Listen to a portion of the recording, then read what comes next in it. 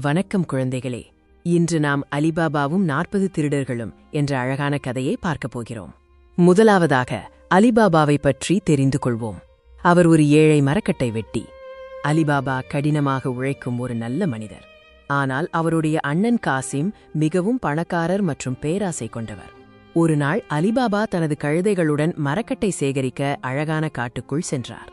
அப்போதுதான் அவரது வாழ்க்கையை மாற்றப் போகும் ஒரு ரகசியத்தை அவர் பார்க்கிறார். அவர் ஒரு அடர்ந்த பாறை குகைக்கு அருகில் மறைந்து 40 திருடர்கள் குதிரைகளில் வருவதை பார்த்தார். என்ன நடக்கப் போகிறது என்று பாருங்கள். திருடர்களின் தலைவன் பாறையை நோக்கி பார்த்து திற செசெம் என்று சத்தமாக கூறினார். மாயாஜால ஒளியுடன் திறந்தது. அலிபாபா திகைத்து போனார். திருடர்கள் சென்றதும் அலிபாபா துணிச்சலுடன் குகைக்குள் நுழைய முடிவு செய்தார். அலிபாபா அதே மந்திர வார்த்தைகளைச் சொன்னார். குகைக்குள் நுழைந்தபோது அவர் தங்கம் மற்றும் ரத்தினங்களால் நிரப்பப்பட்ட ஒரு அறையை பார்த்தார். எல்லாம் மினுமினுத்தது. அலிபாபா தனக்கு தேவையானதை மட்டும் எடுத்துக்கொண்டார். அவர் பேராசைப்படவில்லை, ஆனால் தனது குடும்பத்தின் தேவைகளை பூர்த்தி செய்ய நினைத்தார். அலிபாபாவின் புதிய செல்வத்தைப் பற்றி காசிம் கேள்விப்பட்டபோது அவனுக்கு பேராசை பிறந்தது. காசிம்தானே குகைக்குச் சென்று எல்லா பொக்கிஷங்களையும் திருட நினைத்தான். பேராசை அவனை குருடாக்கியது. ஆனால் காசிம் வெளியே வரவேண்டிய மந்திர வார்த்தைகளை மறந்துவிட்டான்.